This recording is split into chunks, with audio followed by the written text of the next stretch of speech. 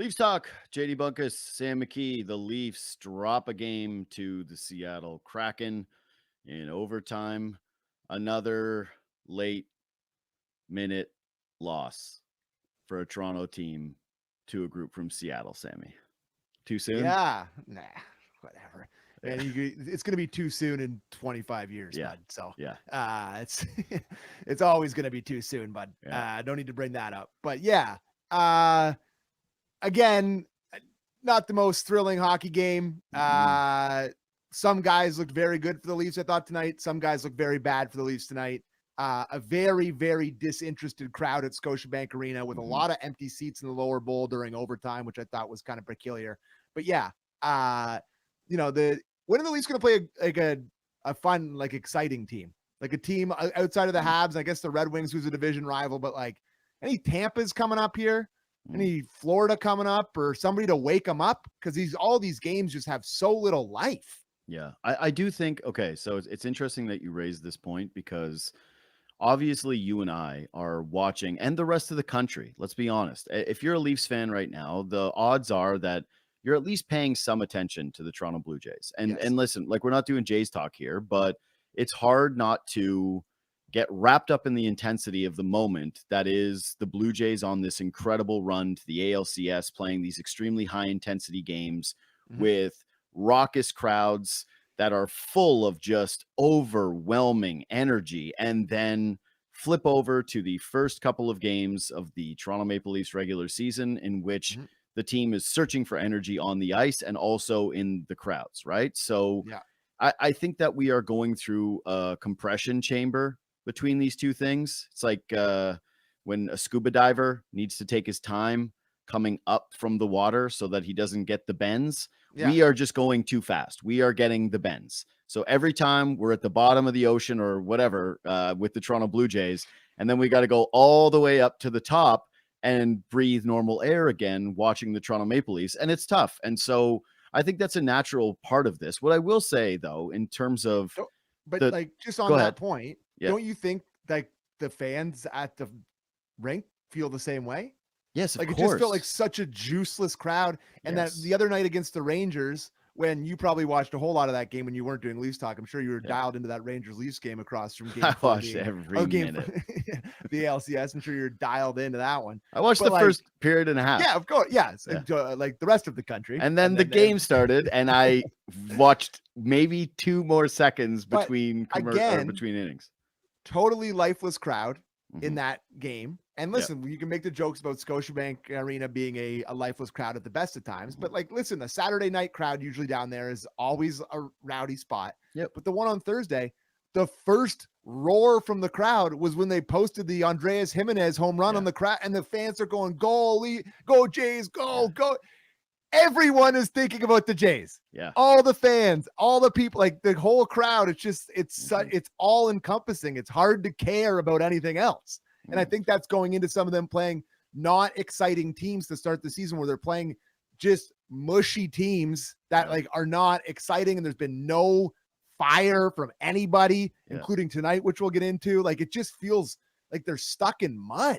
Dude, okay, the Mud Boys are back and they're on the ice, bud. It's the Mud Boys, man. Yeah, but I got to tell you, though, like, if we're doing Jays Leafs lessons, because this is the way we've decided to start yet another Leafs talk, you are the Jays captain talking about the other team.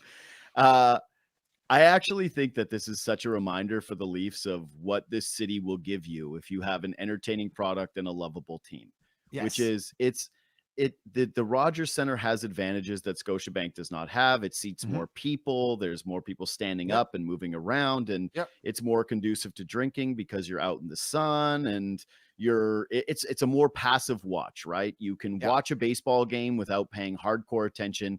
More casual fans go for just the fun experience. It's more affordable, so more people can get in, right? Like, there's a litany of reasons. Although I would say that it's not affordable right now for the postseason. Like, it costs an arm and a leg to get in. It costs far more than a Leafs regular season game, and yet that energy has persisted because of the excitement. But if you're the Leafs, I got to think that these guys remember what it was like, the Nylanders and the Matthews, when they first showed up on the scene, and every night was a party, and the city was in love with them, and they were the darling of the town. And that in order for them to recapture it, All they need to do is play an exciting brand of hockey, make people believe that they can actually make a run and actually go on one. So I do think it's there. It's available to them. But if you are the people in charge of making sure that there is a great atmosphere at Scotiabank Arena, I would be putting over a call to the folks at Rogers Center and going, what do you think? What do you guys think that we should do? Because here's the one difference between the two arenas. At the Rogers Center, loud is encouraged constantly. And at Scotiabank, there's always that feeling of, oh, don't be too loud at the wrong time or you'll upset the people in the golds, right? It's there. And anybody that's gone to games knows it, that there's like an etiquette to going to a Leafs game that's starting to feel more and more like you're at a tennis match where you need to be quiet during the play, which to me is very odd in a direction they don't want them to go in. Anyways, the story of the game tonight for me is obvious. It's that Craig Berube is searching for a spark. He's shuffled the lines to an extraordinary degree, searching and searching and searching for something that was going to look like it had real chemistry. Starts the game with the Domi line, looking for them to give him a spark. They brought Easton Cowan up. They need something from him. And I already think that there's a real Cowan conversation based on his minutes and the role diminishing, and we can get into that later. But they put William Nylander up on the top line. They're moving Michelli around. They're moving Dakota Joshua around. They tried just about every random combination between their middle or their top three lines tonight in hopes that they would get a group that really popped for them. And I think that the story kind of remains that nothing really seems to be gelling in a way where you can look at it with the new guys and say, well, that's a thing that you're really noticing as a positive. Yeah, there's this saying about, shuffling deck chairs on a certain ship that didn't have a ton of luck. And that's kind of what you're feeling like right now. It's like, what is it that you're looking for? Like you've now done the thing where, what was the amount of time tonight that Willie and Matthews they played together? It felt like that was the go-to thing in the third period. You tried it second too. Yeah, but like it really feels like we're heading to the point where Berube is thinking, I'm gonna have one dominant line here. Like we're heading towards the nuclear option already of Nyes, Matthews, and Nylander, where he's just gonna put these guys together and hope that they're so overwhelmingly good that they can create offense and kind of, pick up the bootstraps for the rest of the offense. And listen, Johnny T was great tonight, scores a power play goal. And, that other one was a vintage Johnny T rip where he's playing with Willie on that play. But like, it just feels like it's not really going to come from anywhere else. So they put those two guys together. Like certain guys are better. I thought Joshua was a little bit better tonight.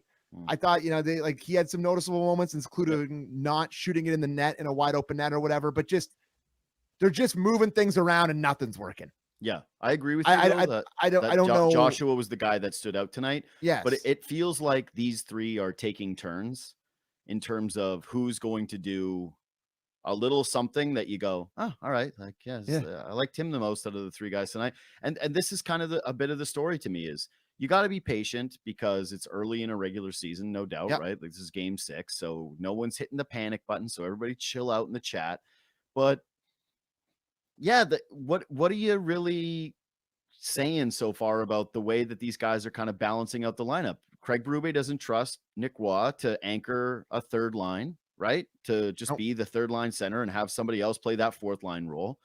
They take a penalty tonight, by the way, with him in the first period where he's behind the net. I actually was thinking, man, it's nice having a big center who can battle down low with guys. And then whoopsie, he gets his stick in somebody's skates, draws a penalty. They go to a penalty kill, which all of a sudden involved Nick Robertson for a second. And they get scored on. You go, oh, okay. I guess that's his important role is penalty kill. You lose Nick Waugh from that unit, and it starts to feel really thin when you scratch Calle Yarncroc, which we can get into later. But they're just, when they're moving these pieces around, nobody's doing something awesome. No one's doing something sparky. No. There's nobody that's laying a big hit. There's nobody that's kind of controlling the play or making some beautiful plays or snapping it on the net. Joshua's moment was the best one. What would you say Michelli did tonight? Like what was his moment? Because I could barely notice him out there other than trying to discern whether it's him, Robertson, or Cowan that is on the ice when you see just kind of like a small body move into the screen for a split second. He loves the giveaways too. Holy. Yeah. He coughs the puck up. I think he ended up plus. I think he was on the ice when Tavares shot that one in. So I think he ends up +1. So like I don't know. You know, it's just they traded for him as sort of this offensive sparky guy, and you can clearly see it at moments where the puck's on his stick and he can make a great pass, but it, you know, you got before you pass it, you have to find a way to get it onto your stick. It's like the old you can't steal first base situation here, where he's got, you know, he digs one out along the boards once in a while, and when it lands on his stick and he's got somebody streaking, it feels like he can hit him, and he's got these offensive skills, but it just he gets bumped off of it so easily. You're like, if a guy just leverages him, he just has no play because of the size. I don't see it with him.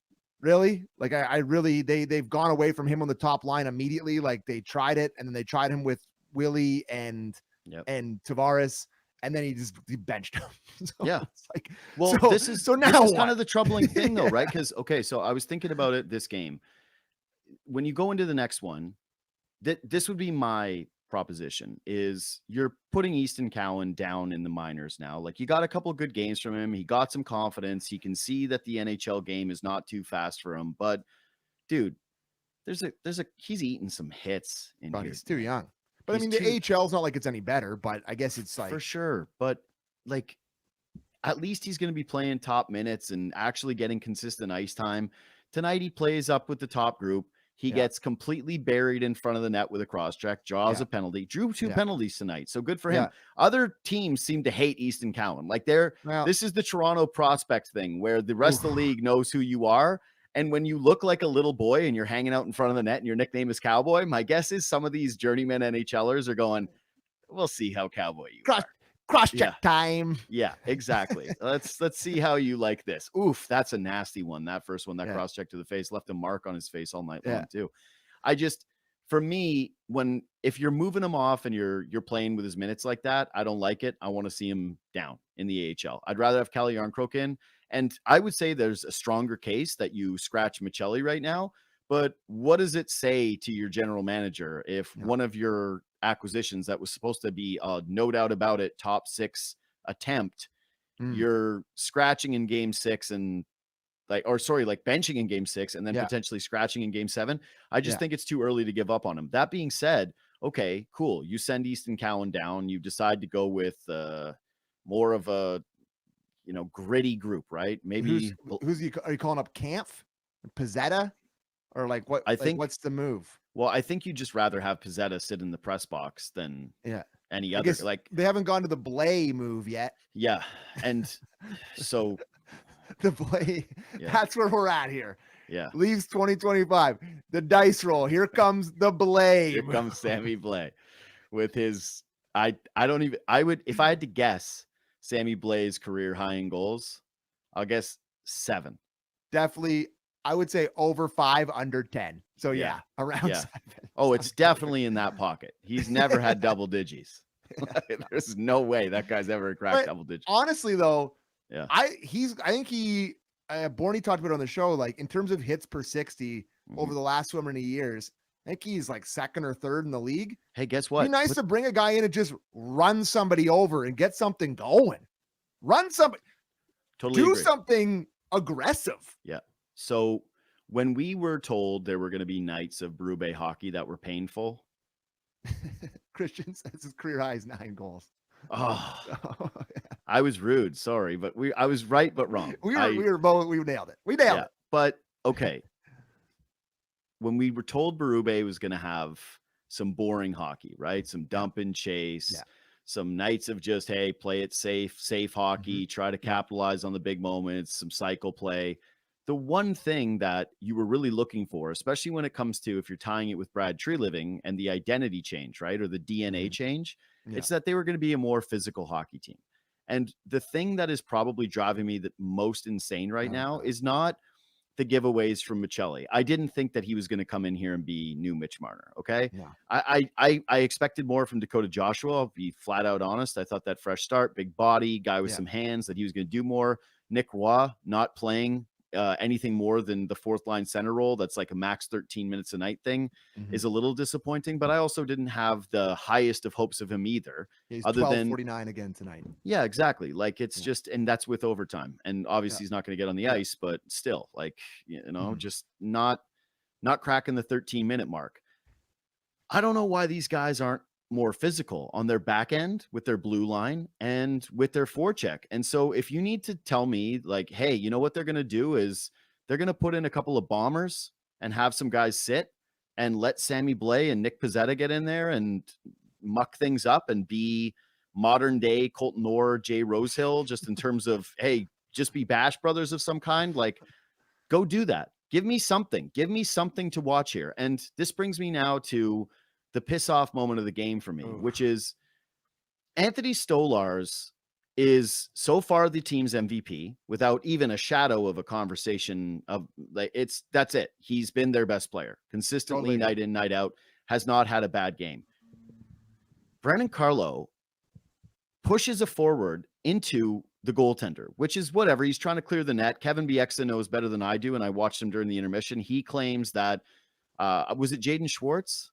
Yep. Like kind of turned into the goaltender, could have gotten pushed out of the way, whatever. Results in a goal, sucks, bad play.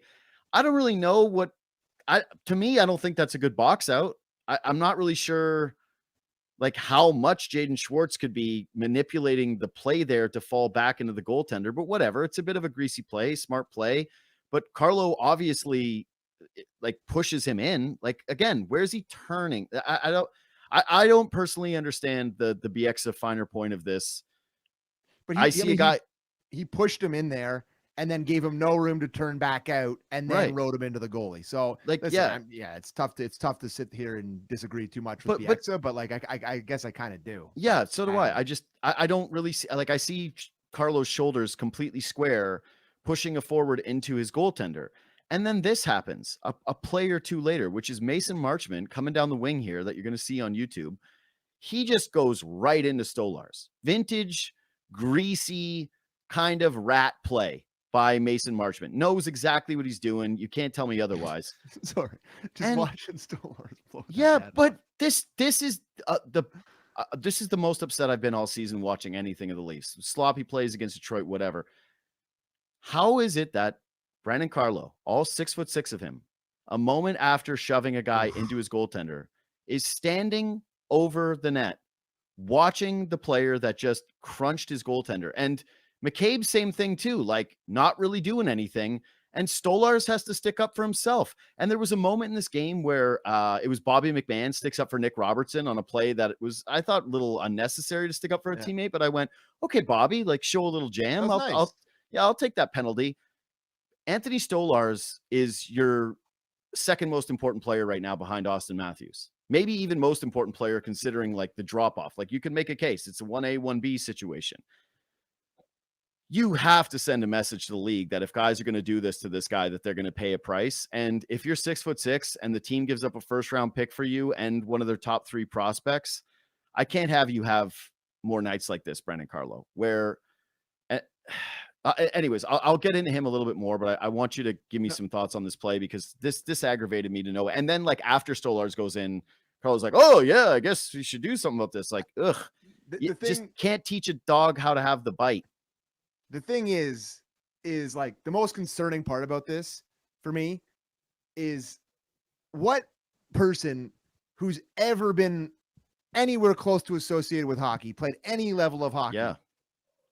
Like, don't touch the goalie. Your knee-jerk reaction at any moment when the goalie gets touched should be go in there and get an arm around a guy. Like, sure, if you bump a goalie a little bit and it's not too bad.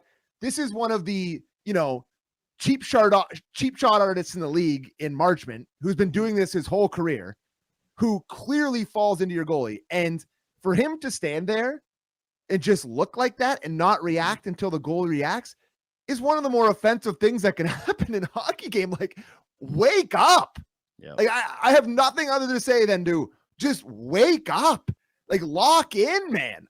Dude, the guy hits your goalie and you're supposed to be allowed to basically, like, how many times the officials let things go after someone hits a goalie because it's such an unsung, like Yes. an unsung rule of hockey that you don't touch the goaltender. That if you're a psycho, it's kind of a dream. A guy bumps the goaltender because now you're allowed to basically do the whatever most you want. green light situation 100%. of all time.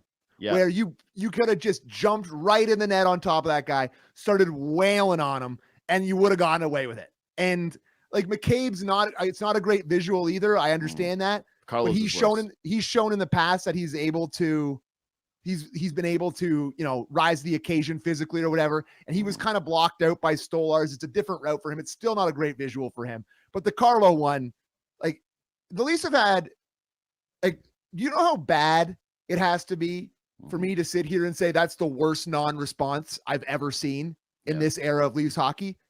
Do you know how bad it has to be? Because this era of Leafs hockey has been built on the back of no response to stuff. Like you think of the Liljegren with Marchand, you think of all these different things that there's just been no response.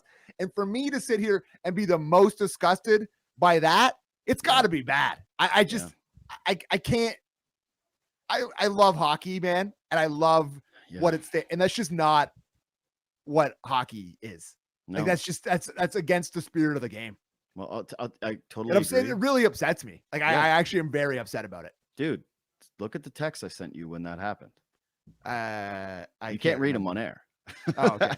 I'm just gonna look. I forget. We text a lot. Yeah, but that moment I was losing it. Here's the thing. Yep. That tracks. Yep, that tracks. Yep. I was livid.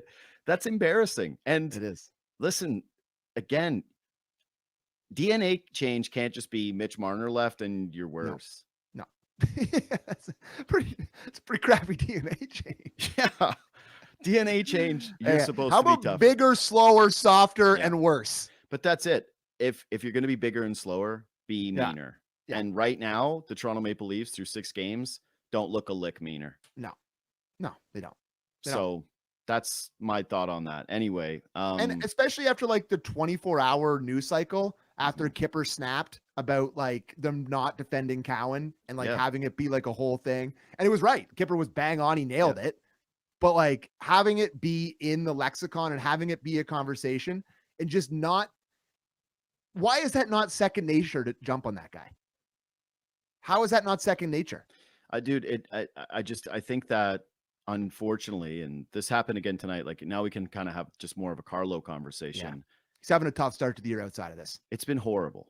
Yeah. Okay. If you're isolating one player and asking, hey, who's gotten off to the worst start, especially based on expectation, it's Brandon Carlo. For him to be taken off of Morgan, like no longer be Morgan Rielly's definitive partner this early in the season is a actual, your hand is hovering over the panic button moment, because when they acquired him, the premise was, okay, you're obviously overpaying. Boston's eating some of the money. He's not a perfect player, but he's a right-handed shot who's a steady defenseman that fits next to Morgan Rielly. So to see Chris Tanev have to go in and carry the mantle of Morgan Rielly's D partner. What? Yeah, I know. 6 games in? You traded a Berube sees it too. Pick. Yeah, of course he does. It's like there was multiple times tonight that puck skips back to the point and like he makes that awkward like palm play. It's in the third period to like try to keep it in and it goes by him. And then it's like there's an odd man rush. I didn't want him to have shifts at the end of the game. This is supposed to be the defensive specialist. It's concerning, man. It's concerning. But it's not even just the thing that's, I would say, scaring me the most out of anything is you don't expect a 6 foot, like there's only one Victor Hedman, right? Yes. A 6'6" guy that moves the way a 5'11" guy does. That he's a one of one. I'll never forget the first time I watched Hedman and I said, that's possible. Yeah, that's the most beautiful thing I've ever seen. Oh, dude, it was gorgeous. This guy is first ballot. First time I saw him in the World Juniors, I'm like first ballot Hall of Famer. Yeah, I saw him live at the Juniors in Ottawa, and I remember watching him going like, this is a problem. Yeah, this guy is a problem. Yeah, hope he doesn't end up in the Leafs division for 15 years. Bang. And he's got some snarl to him too, which is annoying. Not a ton, but just enough. But hey, guess what? More than the Leafs 6'6" guy who doesn't move like Victor Hedman. And I didn't even think about when we did our whipping boy draft of like Brendan Carlo, because I just thought, hey, he's going to be rock solid, steady is what he is, and quiet. Nobody's really going to think too much of it. Okay, so not great in space, not nasty, not making anybody pay the price, not sticking up for his teammates. But also, when you're watching him and Morgan Rielly, Rielly's engaged in battles almost more than Carlo is. Rielly's been great to start this year, bud. Straight up. Rielly's Like, got some jump to him, man. He's trying. Flying around, and like he sniped another one tonight, and like he's really competing and he's really trying. Like, I've been impressed with Rielly to start this year. And I didn't think that I would be like, this would be the guy I would be like excited about in that pairing. I thought that, you know, they'd have Carlo as that top pair guy that can just sort of shut it down. Like, what did Carlo end up playing tonight? He's been down in like the 17 range for other nights. To stick with the Rielly stuff though, he's 1750 tonight again. And Rielly played 24-13. With some overtime, I get. Also, overtime, but also 4 power plays for Leafs, which is kind of uncharacteristic. I guess one of those power plays ended immediately, but what a shot. He's out on the ice a lot more now with the power play, and frankly, he's deserved a lot more. Yeah, that's a beautiful shot to start this game for Rielly, but you can see how much his offense matters. And again, I hate to keep bringing it up, but it is what it is while we're finding our footing here with this new team. One of the things that you're losing in Mitch Marner is points, so everybody needs to chip in with more. You need more offense, and the blue line has been doing that, and Morgan Rielly's been doing that. And last season, the lack of offensive output from the blue line was a major storyline. They just did not get enough. And so far through the season, they've been contributing a lot more than they were last year. This is now, what is it? I've got it in front of me. Through 6 games this year, they've got 11 points from their blue line. And it took them 14, or sorry, I got that wrong. It took them 10 last year to get to that point.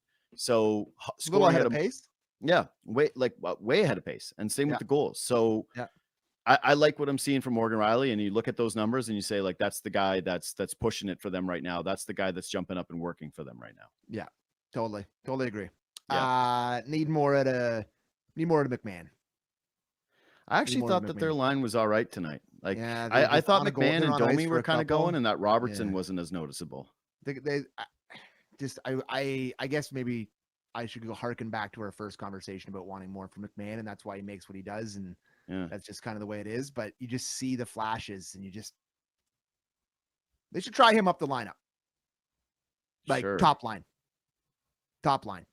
They give him a real look, because he can fly and they feel slow. Like, if you're gonna just put Willie up there for a few shifts, try McMahon up there for a few shifts. If you're trying everything, try it, because they need to kind of wake him up and get him more engaged, because he's one of those guys. Got to get the cookies going. Like, he needs his offense. It's like a big center. You got to feed him, or else he's not gonna, like, he's kind of gonna go away a bit.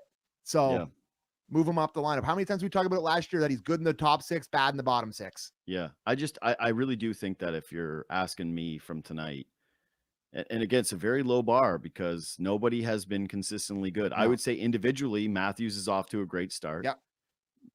Individually, Morgan Rielly's off to a great start.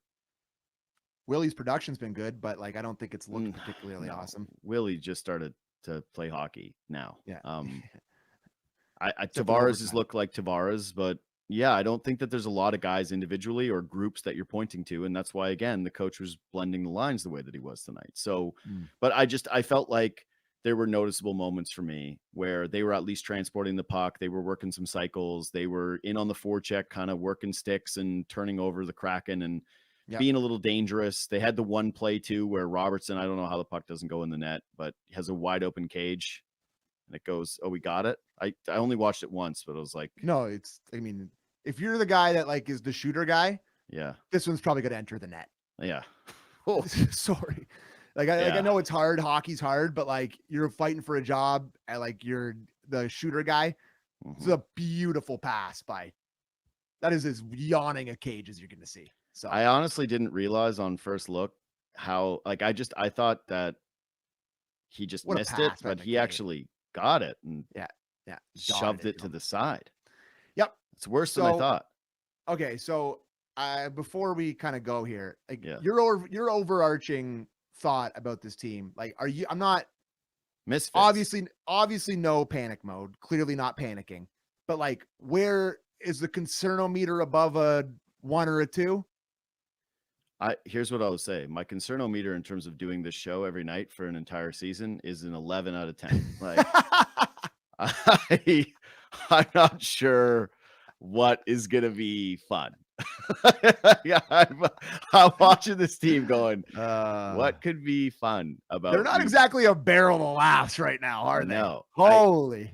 I'm just telling you, man. It's so weird to have a team that's a Berube style team, but Yeah. right now with Cowan up, have 3 tiny guys spread across the 3 biggest lines.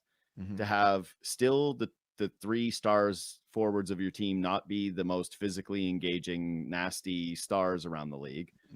To have Matthew Nyes playing like Matthew Nyes does, but still, I like it a little bit more where it's bull in the china shop than it is modern skill guy power forward. You're supposed to have this blue line that's a team identity that I want the blue line to be boring. Okay. I want the blue line to be boring. McCabe had a big hit tonight. He does that from time to time. That was nice. Yeah, it was great. But it's not really feeling like they're so good that it's the identity of the team. And you've just got a bunch of guys that it's the pairs thing again, where you feel good about the pairs and not really about the 3, and they're moving stuff around. And I keep looking at it and going, I'm just not really sure how it's going to happen. Like, even if they trade Nick Robertson, right, which is what everybody wants, like he needs a fresh start. As soon as they trade Shoot Robertson, it's like you got past Robertson out there. You're going to be going, what do we do with past Robertson? Honestly, I think it might be time to put the Robertsons together. Just Dude, fire them together. Put can Pass I actually and Shoot Robertson together and just see what happens. Can I give you actually my hottest take of the night, even though the power play scored? Okay. Hottest take of the night. I want to see more of power play too. Yeah. Yeah. You know why? Yeah, because there's a bunch of guys that can just pass it around, little jitterbugs. Yeah. And I thought, Michelli and Domi out there with space, I feel like something's going to happen. And I texted this to you during the game I think it was the second power play opportunity the Leafs had. Have we ever seen them execute a nasty cross seam pass? Like 10 times in 8 years. Got to be like the tops.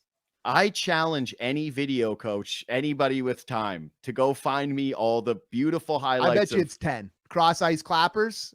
I bet you it's like 10 to 15. When does it happen? Because they broke one up tonight, and that's why I sent it to you. Nylander made the attempt to Matthews, and Seattle was like, no. And you guys don't do this. And I just watching those 3 little guys out there all playing together, the Shoot Robertson and Domi and Pass Robertson. Here's what I said this on Guns on the other night, on the least listened to show of all time, across from Game 4 of the ALCS.